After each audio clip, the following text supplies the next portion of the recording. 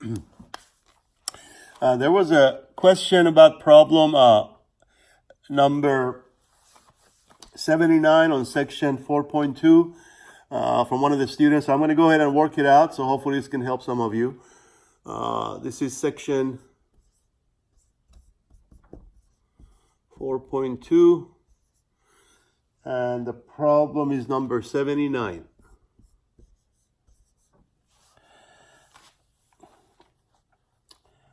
Okay, so let me write the equation. So this is another exponential equation.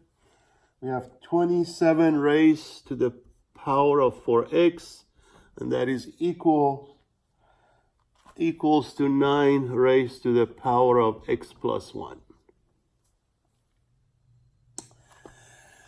Okay, so we have to solve this equation, exponential equation. So if you remember the rule that I used in last a couple of videos from section 4.2, that the underlying rule, of course, was, let me see if I can squeeze it here.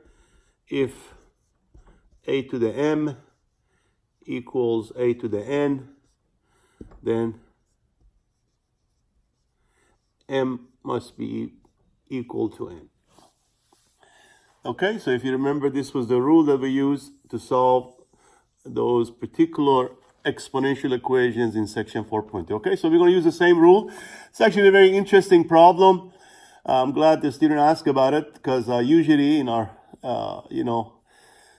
those, when we do have those, we used to have those face-to-face meetings, of course.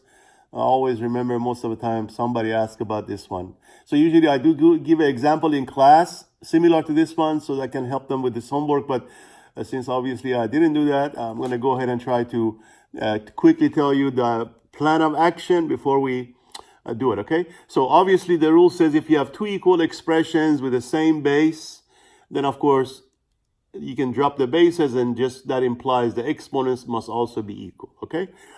Now, all the example that I did, or all the problem that I did from this section prior to this one, if you remember, we always kept one of the base that did show up already, right? So like we kept one base, and the base that came, and then of course we tried to make the other side to have the same base, right? Well, in this case, we are given actually two bases, right? So we have a 27 as a base here, we have a 9, right? So of course, to apply this property, we have to make sure the bases are the same. So you do have an option. You can make 20, you can write 27 as base 9. Then of course you have the same base, or you can write 9 as base 27. Okay, so now either one is possible, but of course some may be a little bit more involved, because I think to write 9 as, or 27 as base 9, of course you would have to use a fraction as an exponent. So that may make things more interesting. So we're not going to go that route. So the next option would be, well, sometime the common base that you're going to look for may not necessarily show up at the beginning. Okay, so what you can ask yourself is, can I take both of these bases here, 27 and 9, can I represent them as a common base, something that I can easily do? And of course the answer is yes, we can, because both 27 and 9 can be written as base 3. So that's what's gonna give us our common base, okay? So, but what is 27? It's of course 3 cubed. Don't forget, you still have the exponent for x. And then also 9 can be written easily as 3 squared. And then of course you have the base x plus 1. Okay, so here's the good news, that we do have, again, same base. But the only other problem, of course, is that if you remember in this rule, you have to have one same base, but then also only one exponent, right? So right now, on either side, as you can notice, we do have two exponents. So we're going to have to reduce it to 1. And of course, we applied the rule of exponent that says anytime you have two exponents on top of each other, you multiply them. So then this can be written as 3 times 4x, which is 12x. And then 3 raised to the 9. Except here you have to be a little careful, because there are two terms involved here. So therefore, when you multiply them, that 2 has to be distributed by both your terms. So what I suggest, you might want to go ahead and put the x plus 1 inside the parentheses. That way you won't forget on your next step to distribute. Okay, and so actually that's what we're going to do next. We're going to distribute the, well, first, before I guess we can do that, now that we have the same base, only one exponent on each side, now we get to drop the bases and basically set the exponents equal to each other, and that should imply 12x must be the same thing. If you don't mind, I'm going to go ahead and distribute this before I write it. So, of course, 2 times x becomes 2x, and 2 times 1 becomes plus 2. Let me just stop here for a second. Make sure everybody's so far together.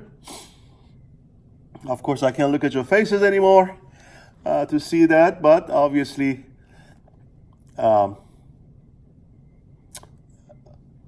this is the best we can do for now.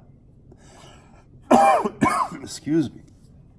Okay, so now this is a simple linear equation. And to solve for x, we're going to have to isolate the x. So I'm going to go ahead and move this 2x on this side. So 12, so don't forget as you bring, oh yeah, I guess you can just subtract it from both sides. That's easier. So that becomes 10x. Those two, of course, cancel each other. And of course, 2 is all you're left with on the right-hand side. And so finally, to solve for x, let me move my phone a little bit. So finally, to solve for x, we'll divide both sides by 10.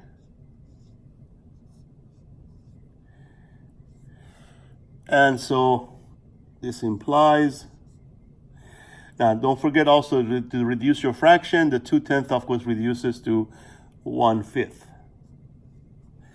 So therefore at the end of the day, your solution x is going to be 1/5. Okay, I hope that helps. Bye.